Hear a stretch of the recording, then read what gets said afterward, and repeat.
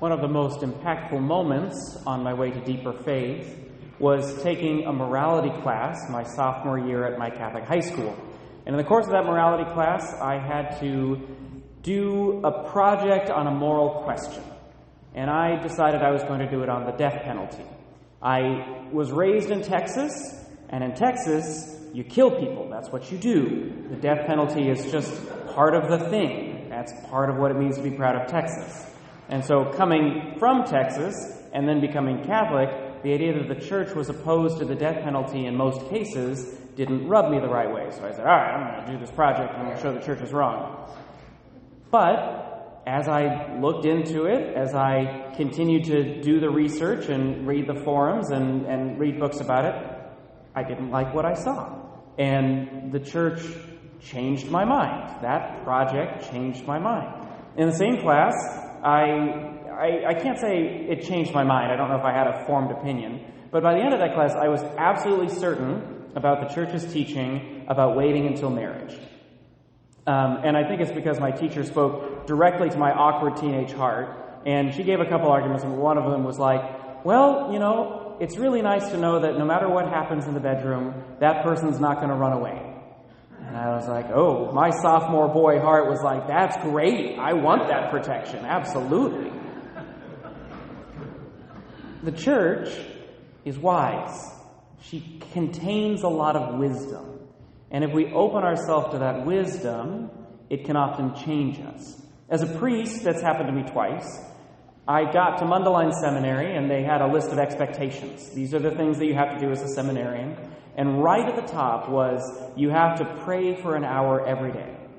And I said, well, I'm not going to sign your list because I refuse to be bound by that law. It's not a law of the church. The church requires priests to say Mass every day, or it's a very, very strong recommendation. The church requires the priests to say the Liturgy of the Hours every day. The church does not require the priest to do a holy hour. You are adding things to the law of the church, and I refuse to do it. And my formator, this was like his first day on the job. He was new to the seminary. He didn't know what to do with me. He was like, do I have to kick you out of seminary now? Like, is that what's happening? Over time, he and the other people at Mundelein convinced me the reason that's a requirement is because we've learned priests who don't pray are not priests for very long. That we are going to require this, not because the church has a law, but because in our experience this is necessary for good priesthood. Again, it was a law, not from the church, but from my seminary, based in experience and wisdom. And then that final note, that daily Mass, again, very, very strong recommendation of the church, not absolutely required. It's been really, really good for me, both the Holy Hour and the daily Mass. Because my life in the last 18 months has been a lot of staff and a lot of emails, and it's very easy to think of my daily existence really as a medium business owner than as a priest. But keeping that Mass, keeping that time of prayer, it forces me to go back regularly. Your life is not business. Your life is priesthood. And even if priesthood involves a lot of business, that Mass is the high point of the day. That prayer is the necessary way to make decisions. Following the church's guidance on those 2 points has been good for me because those laws, those requirements, contain wisdom. Ultimately, every law is supposed to contain wisdom. That's why in our first reading we hear, if you choose, you can keep the commandments, they will save you.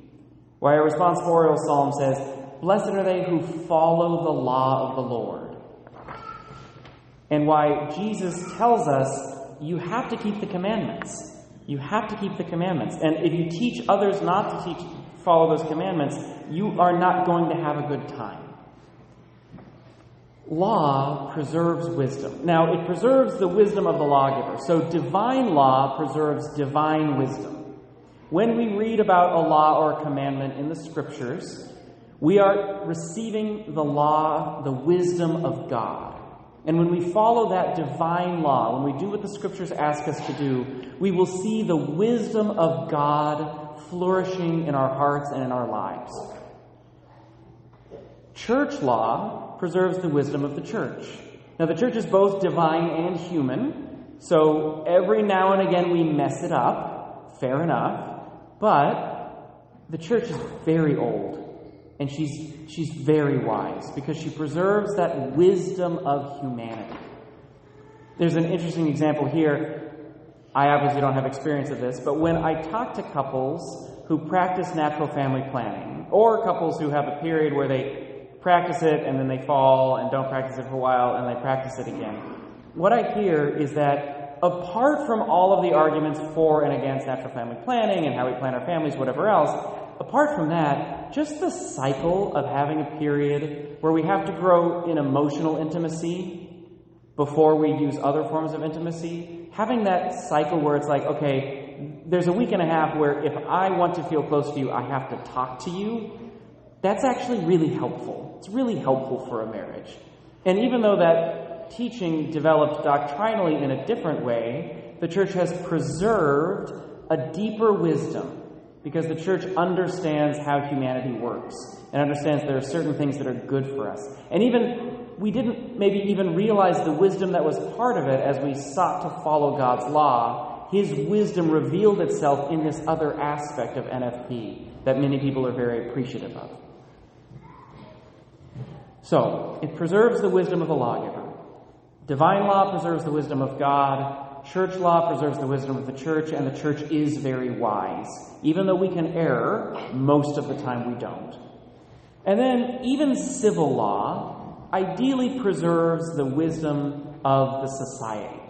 Now, apart from laws, there are what we might call cultural mores. Those preserve a deeper cultural wisdom.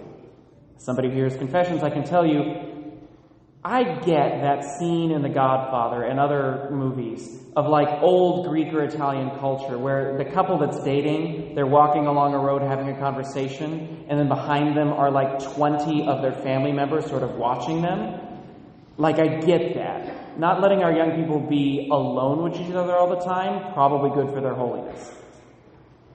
That's a cultural moray, right? The idea of where do we let young people go? What does the space look like? That's a deep cultural wisdom based in decades and centuries of human experience. Then there are civil laws. Civil laws preserve the wisdom of the lawgiver. In a democracy, that will be the wisdom of the crowd, right? Because you can blame individual politicians, but those people have to be elected, and they're elected by us. And so you might be like, oh, society's not particularly wise at the moment, so our civil laws might not reflect that very well. Nonetheless, sometimes in periods where we are electing people, and again, state, local level, whatever you think I'm talking about, fine, read into it. But when we elect people that we are proud of, that we think are wise, ideally the laws of society then reflect their wisdom. The reason we keep going back to the founding fathers, because we think of them as wise lawgivers.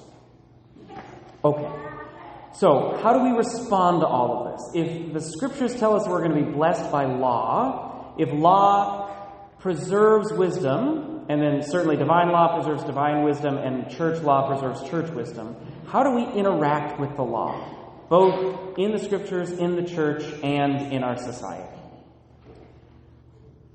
I would argue that we should approach the law first and foremost with a spirit of obedience.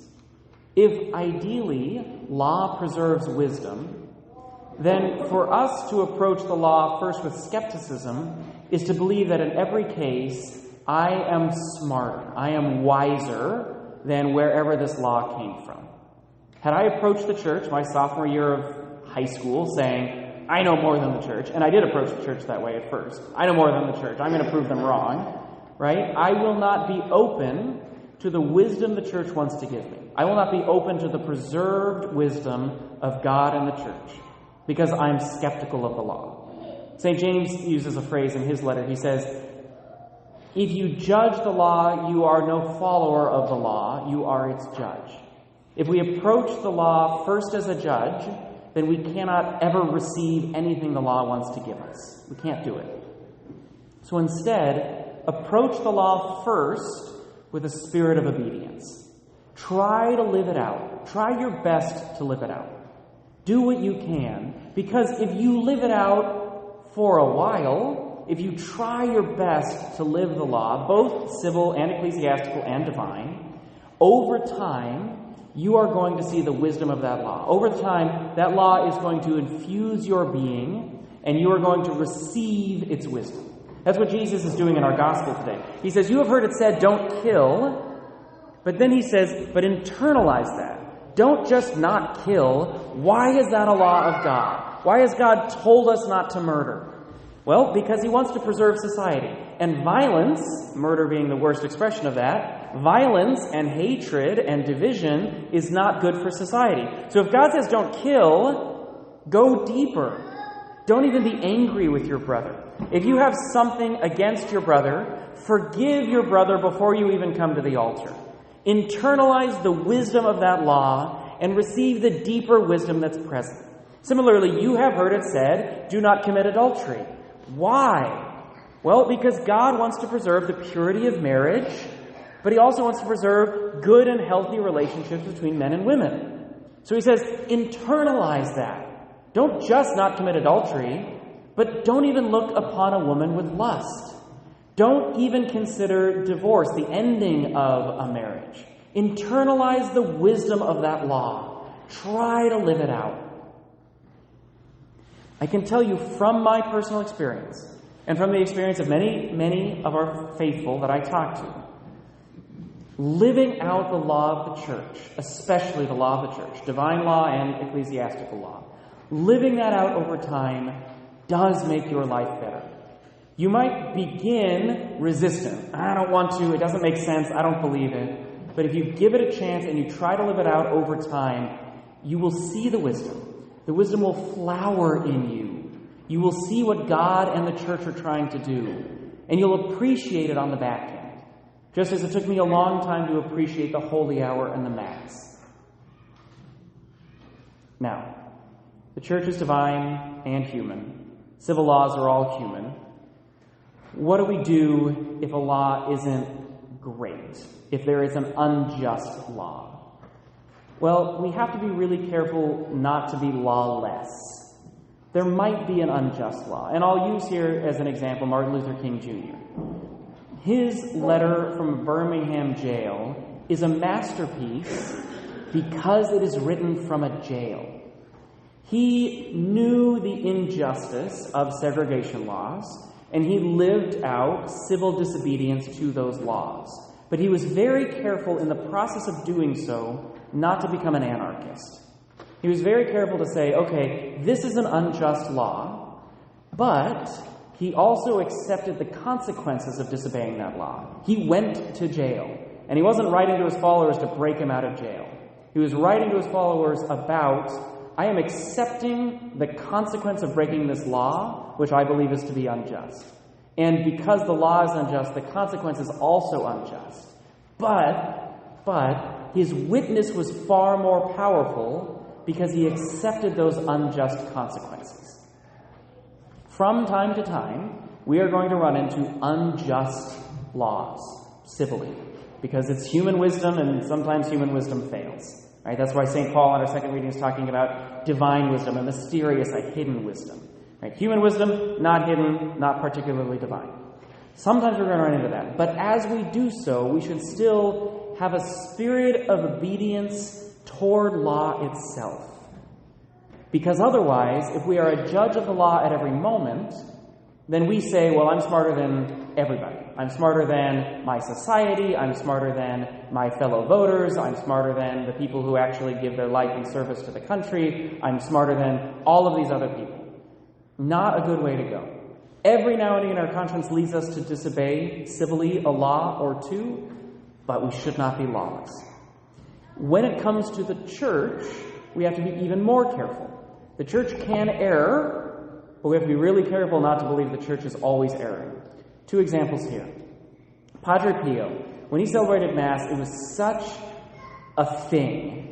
To use sort of a younger terminology, it was a little much when he celebrated Mass. It was very mystical, he was very focused, it was sort of an experience for people. He had the stigmata of Christ because he was so united to the passion of Christ in the Mass.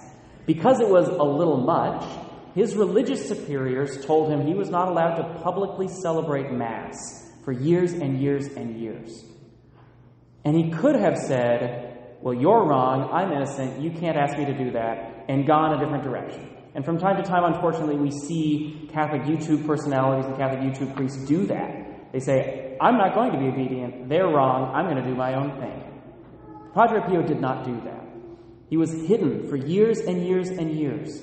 Even though now he's a saint, we know that God was working through him. The decision of his religious superior was wrong. It was at best imprudent and at worst motivated by jealousy or sin. And yet, his obedience before the law and the authority of the Church led Padre Pio to greater holiness. Similarly, Henri de Lubac, a theologian of the early 20th century, he laid the foundation for much of the theology of Vatican II. But when he was writing, his superior saw it as heresy, and he was condemned. And he was told, you are not allowed to write or teach for years and years and years. He was a professor. What was he going to do? But he couldn't write any books, and he couldn't teach for years and years and years.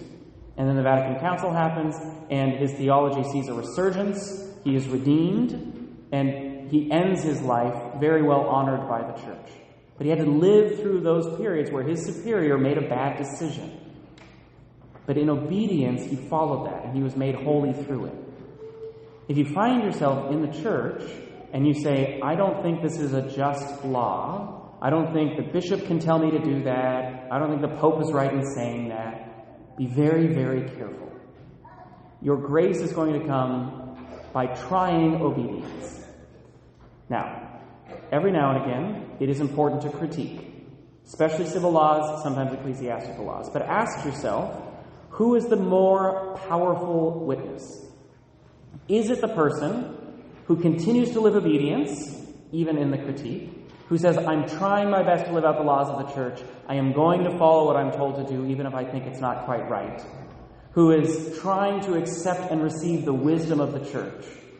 Or is it the person who cuts bait and lives in rebellion? Who do you trust more? The person who's critiquing from inside and from a spirit of obedience or attempted obedience? Or the person who says, I'm smarter than the Church and I'm going to critique them loudly from the rooftops? It's generally the person who has tried to live it out as best as they can.